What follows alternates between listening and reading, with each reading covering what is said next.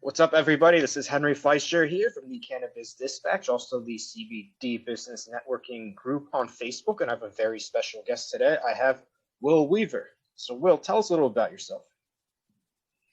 Will Weaver. I'm one of the founders of US Hemp Co. and Royal Bloom. Royal Bloom's the retail side of our hemp business, cannabis business. US Hemp is a producer from seed to shelf. We do white labeling. We create a lot of different CBD products, from tinctures, topicals, bath bombs, you name it, we make it here. And then our retail company, Royal Bloom, has its own line. So we do a lot of CBD and a lot of D8, obviously, right now is a big thing. So that's a broad brush of what we do. Oh, awesome. And when did you start? We had partners out of Oregon that we joined up with, and they'd been in it a long time. We planted our first year in 2019, right as soon as it was legal to start growing. We started out here in northern Indiana with 400 acres and no real plan, no processing, no drying. Didn't know how to harvest it, anything, or how we were going to. So yeah, we jumped right in, right as soon as you could get in. We got in and we did 400 acres on 6 different plots. Oh, wow. That's imperfect action. Like they say, it's better, imperfect action's better than no action. Right. Yeah. So we jumped in the deep end and learned quick. Oh, awesome. What was it that made you want to go into this business too? Yeah, so business-wise, I've been in a lot of different companies, been self-employed for 25 years, owned a slew of different companies, usually start them or buy them when they're in trouble, fix them up and sell the businesses. And at that time, we were just looking for something different. And at the same time, I had started researching cannabis in general. I think in 2015, I started having anxiety attacks and, fought it, didn't go to the doctor right away, just trying to figure out what it is, what's causing it. And finally went to a doctor and, of course, put you on prescription pills, which helped. I won't deny that. I mean, they helped, but I couldn't see like the rest of my life, this is how this is going to be. Like, just not big on pharmaceuticals. So I was looking for something different to treat that, to try and straighten out the chemical imbalance. And everybody just kept telling me weed, try weed. And I smoked weed in college and didn't make the connection, but I got so fed up, I just jumped on a plane and went to Colorado one day. Literally went out and spent, I think 2 or 3 days and got high, ate CBD gummies, took tinctures, tried all kinds of things. And just what little bit I was there, it really worked. And so I got hooked on the idea of the CBD. It's legal, it doesn't get you high, and could treat all types of different illnesses. And at the time, I didn't know what all it could do. And so that kind of started it off there. And so when we seen our partners in Oregon, Cody Lowe, I don't know if you're familiar with him, or James Knox from KLR Farms. Those are our partners. And once I started talking to them, and the idea was very real that we could make medicine, and it looked like it could be very profitable at the same time, right? So that's how we got started. We got interested in it. Me and another partner, we owned a company together, and we decided to bring in some of our other friends that own local businesses. And initially there was 5 of us that started the company. At one point, we had 11 partners, and now we're back down to 4 as we bought out pretty much everybody, and it's just us 4 working members now. So wow. That's where we're at. That's really interesting. And you mentioned too, when you first started out, you didn't really have that experience. You just were learning on the fly. So what was the toughest part when you first opened up? Yeah, so I didn't know anything about the plant itself. And so our partners, obviously Cody and James, knew everything about growing it. But what they didn't know was how to do it at large scale, which was our plan. And so I grew up in northern Indiana, all around huge farms. So that to us, we understood large farming, large scale farming, thousands of acres at a time. And they didn't understand that, but they knew the plant. So we kind of combined our wisdom on how to proceed forward. But the most difficult thing right away was there's nothing made for farming this at scale. So we had to design and build our own first planter to plant direct seed. So we were lucky to hook up with Monosem, who's been doing it overseas for a long time. And luckily we were able to kind of self-engineer our way through that, building the metering devices to meter the seed coming out. You know, the seed is so much smaller than anything we're used to dealing with. And then of course, you know, knowing that the planter is being accurate, so they don't make software for those. They don't make any electrical components to plant hemp seed, especially at that spacing. So the difficulty was equipment, and then there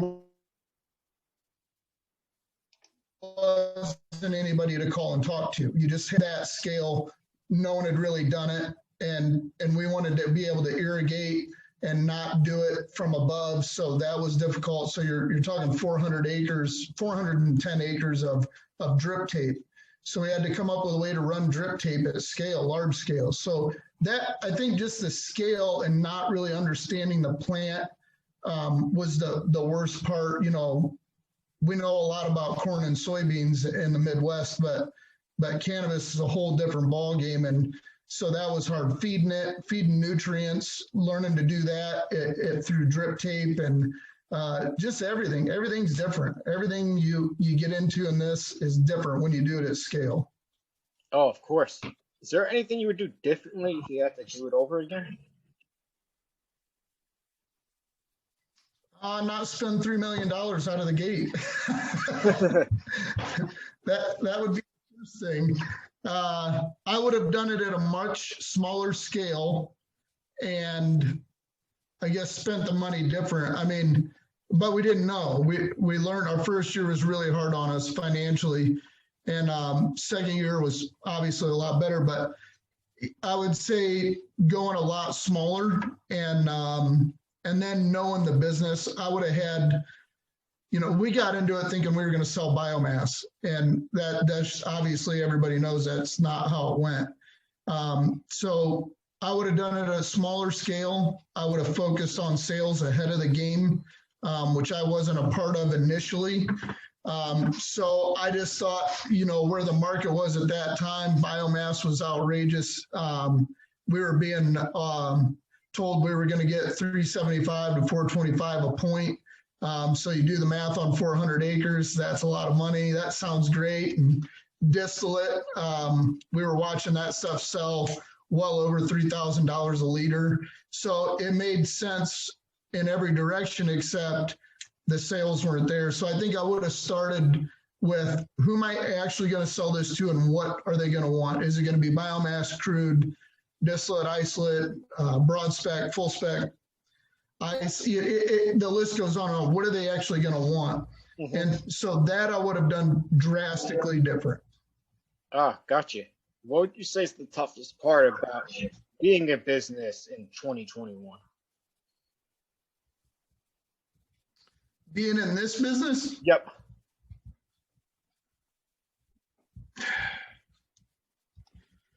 Well, I'll try to narrow down a long list. I think. So I'm not a big government person. I don't like big government, but you know, when you compare what we're doing here to say corn and soybeans in that market, they're in a lot of cases, there's too much regulation and there's too much oversight in that aspect of that farming. But in cannabis, farming it and producing product like we do, I think it's actually hurting us that there isn't enough regulations. So by that, I mean, we spent millions of dollars, and we have a very, very nice facility. It's a 5-building complex where everything is separated from, where we do compliance testing.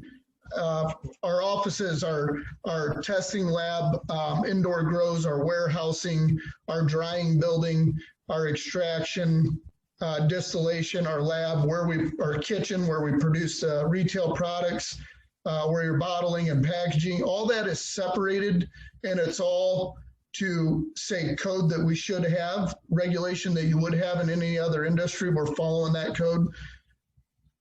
But our business is directly competing with people that are producing these products in their basement. There's no other way to put it. I mean, we're competing with crap product, and it's too much. There's far too much product in the market, and you don't really know what it is. So the biggest problem we have right now when it comes to sales, so we do a lot of retail. So we have a lot of stores across the country that carry our products and that we make product for. And it happens all the time to our salespeople. Well, they're getting this for this much. It might be half of what we sell at wholesale to our retail stores. And then when you look at the product, I mean, there's no comparison, not even remotely close in quality. I mean, it's crap product. It's junk.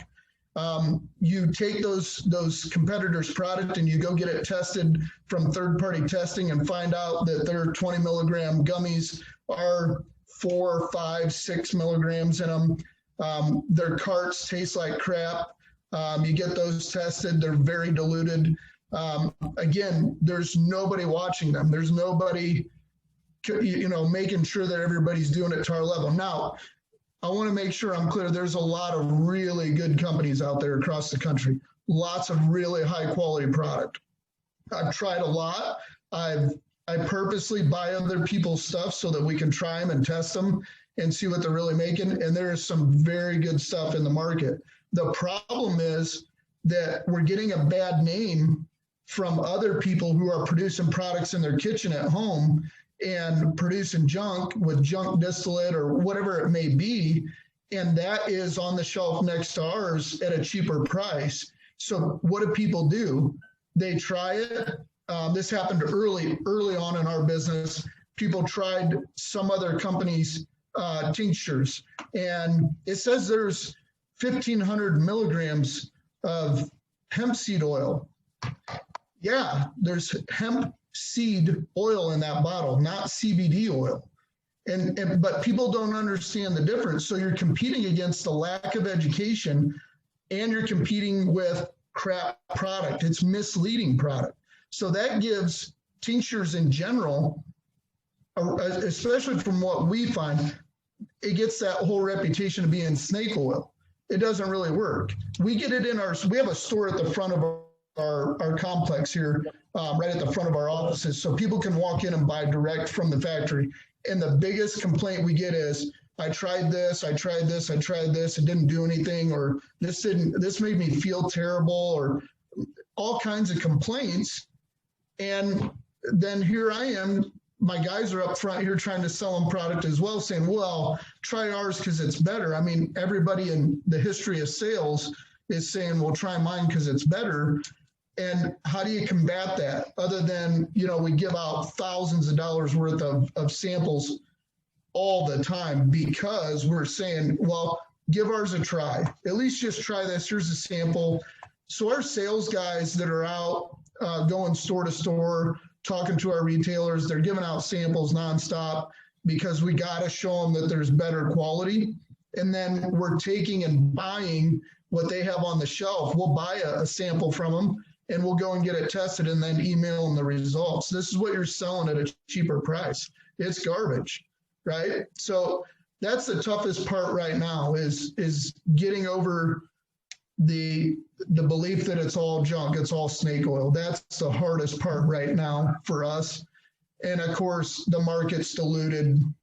There's too much product. Granted, it's not a lot of good product, but there's a ton of product in the market as far as raw materials. And of course, you see it, retail product is everywhere. Everybody advertising the best, the most potent, it goes on and on like that. It's a Wild West. It's in 25 years of business, I'd have to say it's the most disorganized business I've been in. Oh, that's saying a lot right there. And so you control the whole process, correct? So from seed to processing to shelf, correct, right? Yeah, right from the start of our genetics. Our genetics come from our partner James Knox at KLR Farms. So we know exactly what's happening, how our seed is propagated, exactly what goes into that process, so that right from the beginning we control all of our inputs to this. And we're making everything that we can here. When it comes to equipment, we've made almost all of our equipment over the years.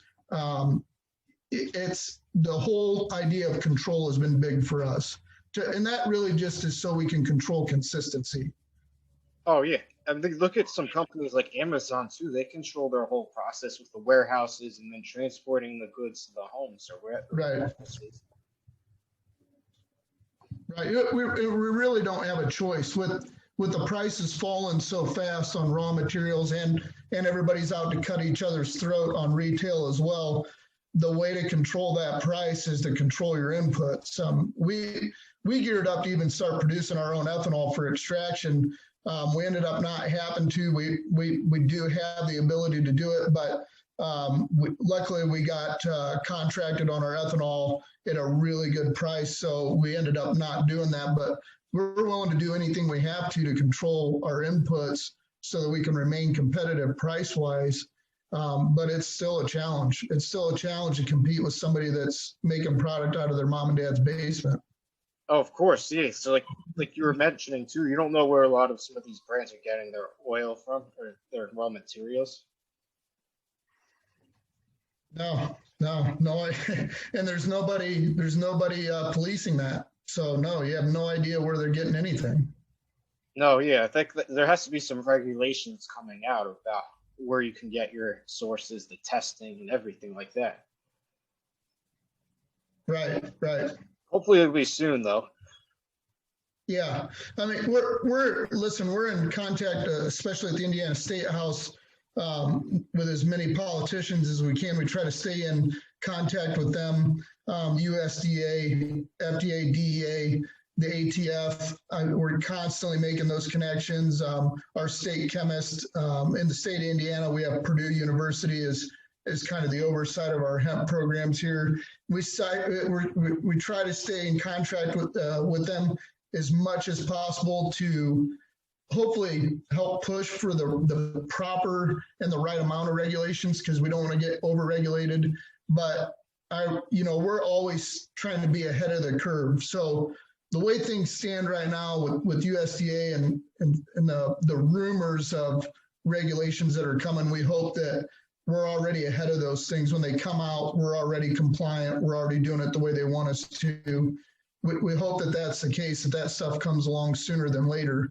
But until it does, this Wild West mentality will continue. So the quality, the question mark over quality and consistency will remain.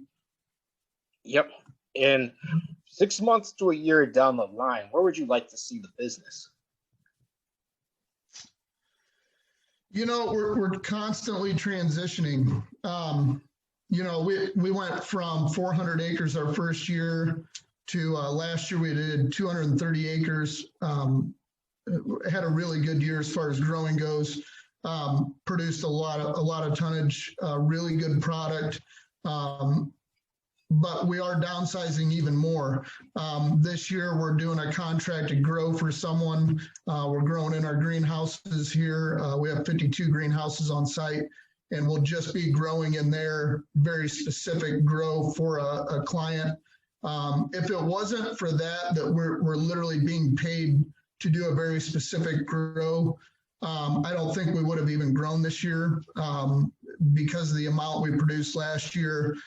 We have 5 years worth of biomass to produce all the distillate we could ever use. So if we were to produce 400 liters a month, which equates to roughly 250 to 300 liters of D8 a month.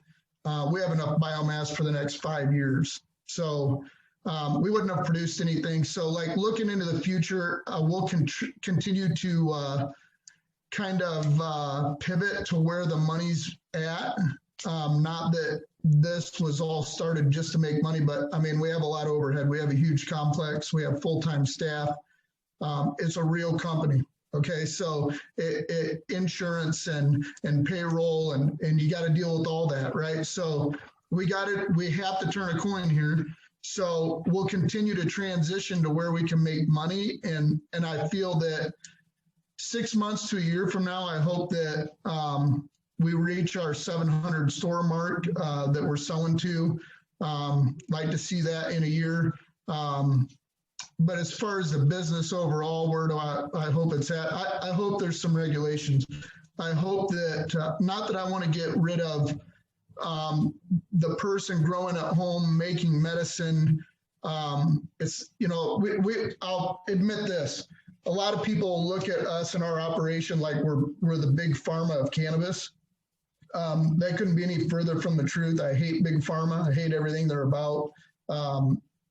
With that said, we're trying to produce medicine at scale because the reality of real business is if you want to see product in your local stores, like your common big name stores, if you want to see it at CVS, Walgreens, Walmart, things of that nature, look, you're going to have to produce at a very large scale and at a very, very high quality. We talk to these companies on a very regular basis. You can't just be producing this, that, and the other thing out of your crappy little shop that's dirty and dusty and, you know, just making it however you want. And it comes out one way one time and it comes out another way the next time. None of that's how business really works. Okay, you gotta produce in a lab like ours, and that costs millions of dollars. So we have to produce that money from this business. Okay, so we're not the big pharma of cannabis.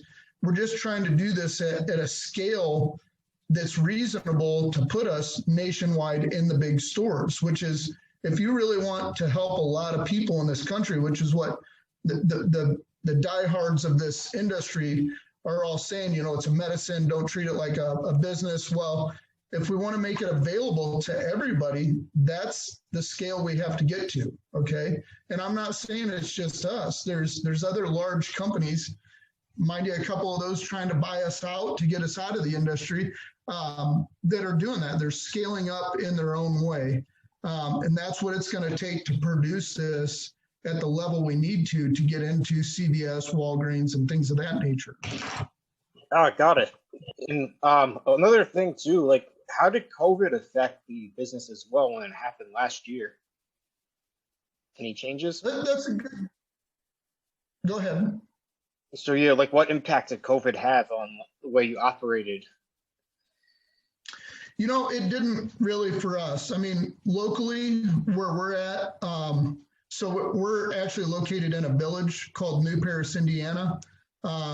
So, you know, we're not heavily governed here. So we didn't have anybody trying to shut us down or anything of that nature. I mean, businesses really didn't close much here. So locally, it didn't affect us. Nationally, as far as sales went, definitely. A lot of hesitation from larger companies that say, you know, have, let's say 50 to 250 stores nationwide. Those companies got pretty skittish, not sure how much they wanted to spend. Not, you know, it was a crazy time for everybody. You know, it's never happened in my lifetime or my parents' lifetime. We've never seen anything like that. So in general, yeah, everything slowed down. Everybody got a little weird, little nervous. Yes. So it slowed down from that aspect, but we were in the process of building a new lab and building a new dryer building. So all that stuff just stayed normal. We just kept on doing that. But meanwhile, you watched sales kind of dwindle and new clientele kind of slow, but not terribly. So for us, it wasn't too big of a deal. Mm-hmm. If somebody were to try one of your products, which one would you recommend they try first? depends what they're looking for. My first question every time, sometimes I'm up front here in our store. I get caught up there sometimes. And so I'll talk to customers that walk in. My first question is always, well, what are you trying to do with it? When it comes to D8, I mean, let's be honest, some people are just looking to get high. That's cool. If that's the case, do you want to vape it or do you want to eat it? If you're looking at D8 stuff, hands down, our gummy bears are our biggest seller. Right behind that is our wedding cake D8 vape carts, 1 gram carts. If you're looking for D8, one of those would be the first thing I'd recommend. The gummies, because of the taste and the consistency and the dosage. Very, very consistent product. The way we do that, I don't want to give away too many secrets, but our batch sizes are very, very small. So it's very easy to control the dosage per bear. A lot of hands-on work goes into that. Moe Hart runs our lab out there and keeps a very close eye on that. So I'd recommend the gummy bears or the carts. When it comes to straight CBD stuff, our biggest seller is a thing called Blue Ice. It's a topical. It's kind of like putting on Icy Hot with CBD in it. Our 500 milligram for muscle aches and pains and things of that nature is definitely our best seller there and probably our best reviewed product. We have a full line of tinctures that have various different terpene blends to them.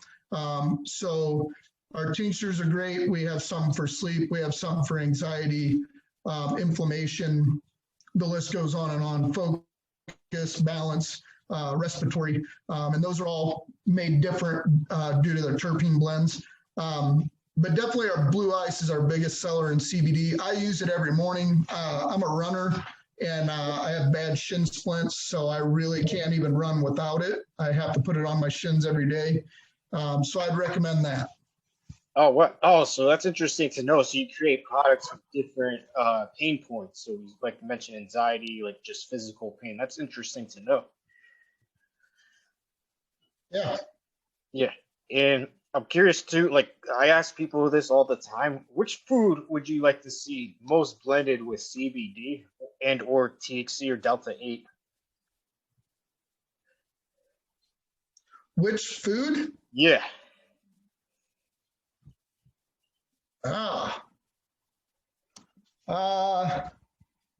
Man, that is a good question. I don't know. What kind of answers do you get?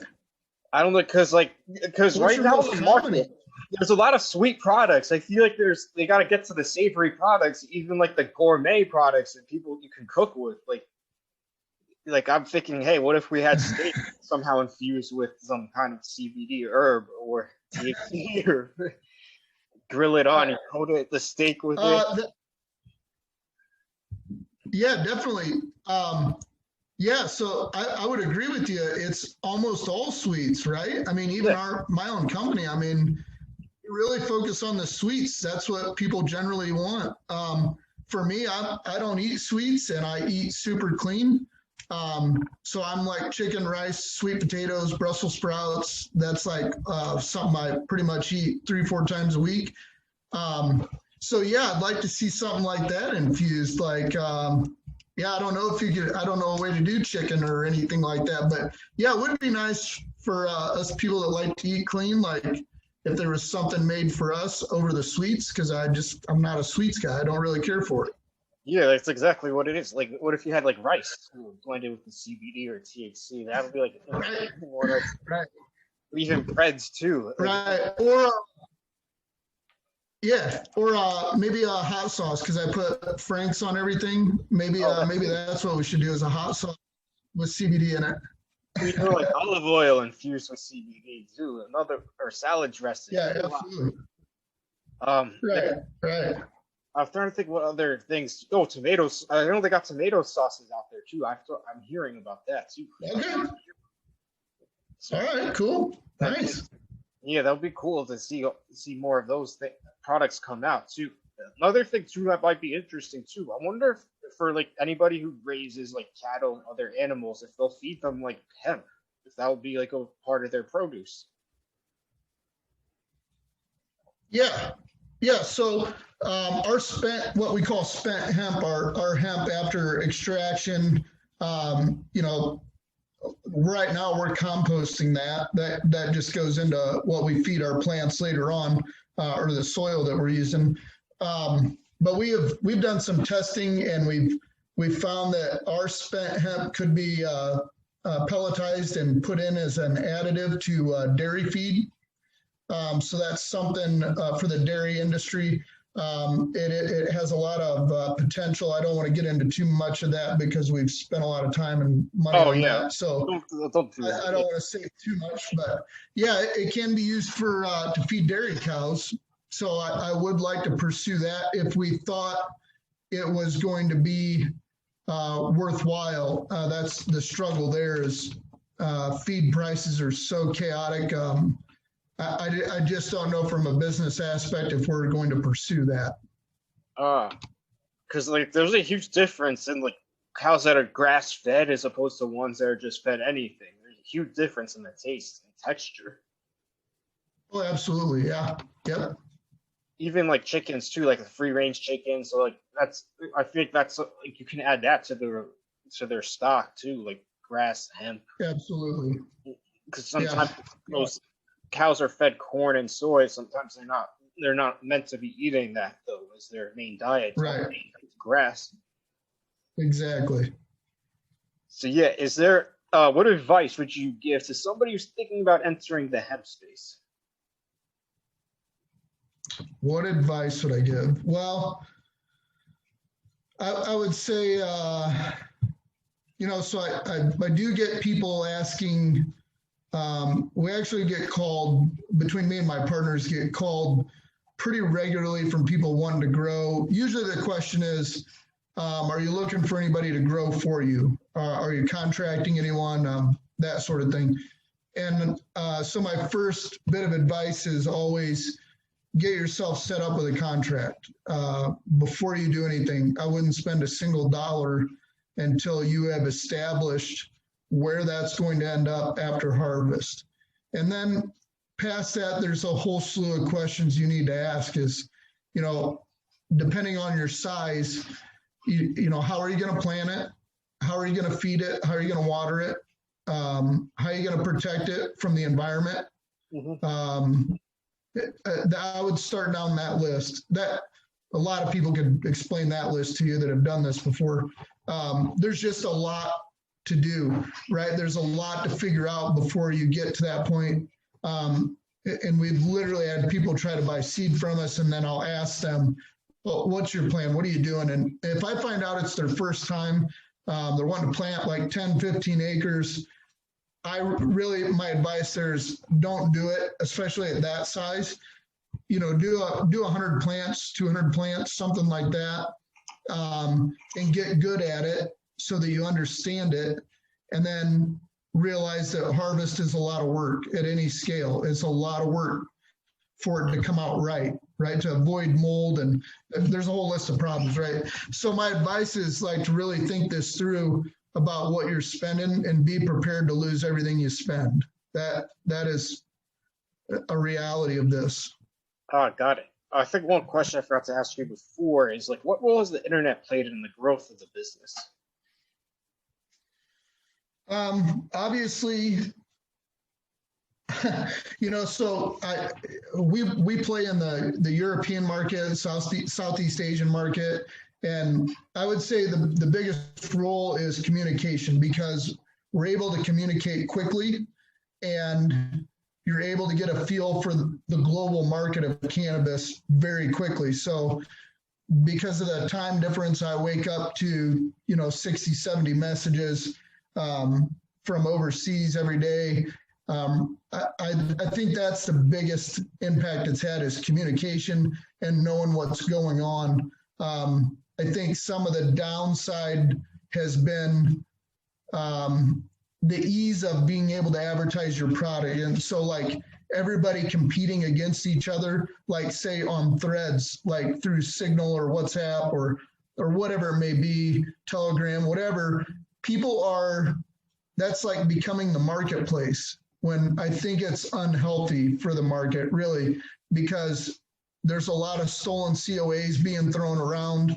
There's a lot of crap product and a lot of wannabe big ballers. That's the biggest problem in the market is, in my eyes, is everybody's the hemp king, right?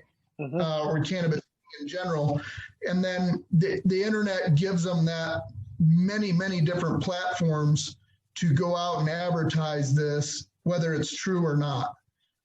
So it has a lot of really good impact in that we're able to communicate quickly and pass information back and forth globally very quickly, get the information, make decisions.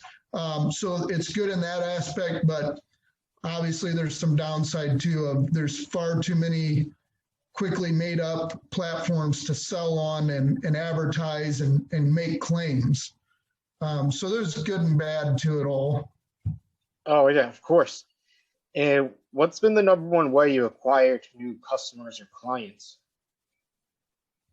Say that one more time. So yeah, what's been the number one way that you have acquired new customers?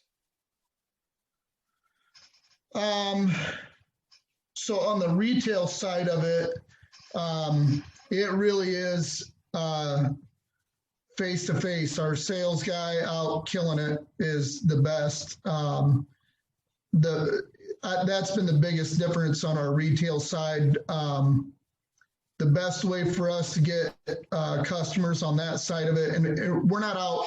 So you can go to our website, royalbloomhealth.com, and you can buy our products there. Obviously, we're having issues as far as shipping vape stuff now. But aside from that issue, we really prefer that people go to our retailers, our wholesale customers. The best way to pick them up is to put a salesman like ours. His name's Eamon Poor. Does sales full time. He's a genius. He's a great guy. He's an honest guy. He really cares about his customers. So he's constantly going to bat for his customers, which puts us in a place where we're custom catering to customers a lot. And that's been the best thing. Eamon has been the best thing for us because he's out there face to face every day, all over the place. I too travel.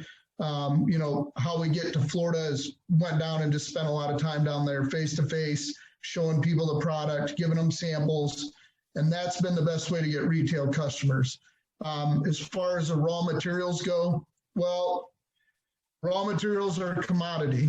So the market is what it is. It's up and it's down, generally down right now. But I guess from that standpoint, it's been availability. We have a large quantity of everything. So that has been, I guess, being able to meet the demands when there is a real client out there that's looking for really high quality at a very high volume, we're able to fulfill that.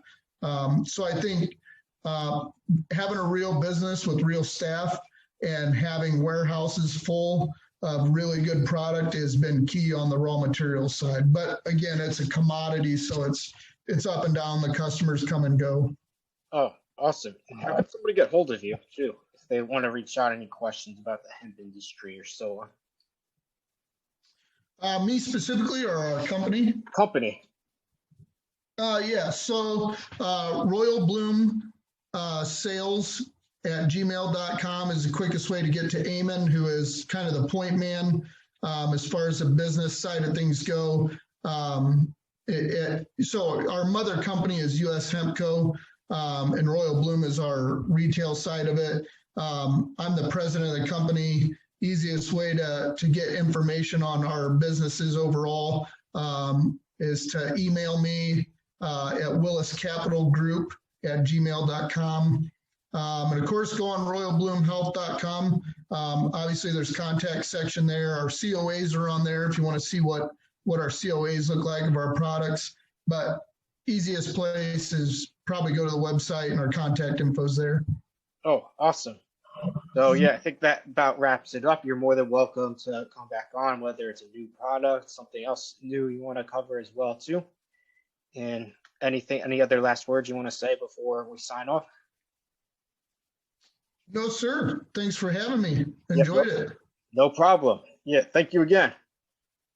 Thank you. We'll talk again. Thank you.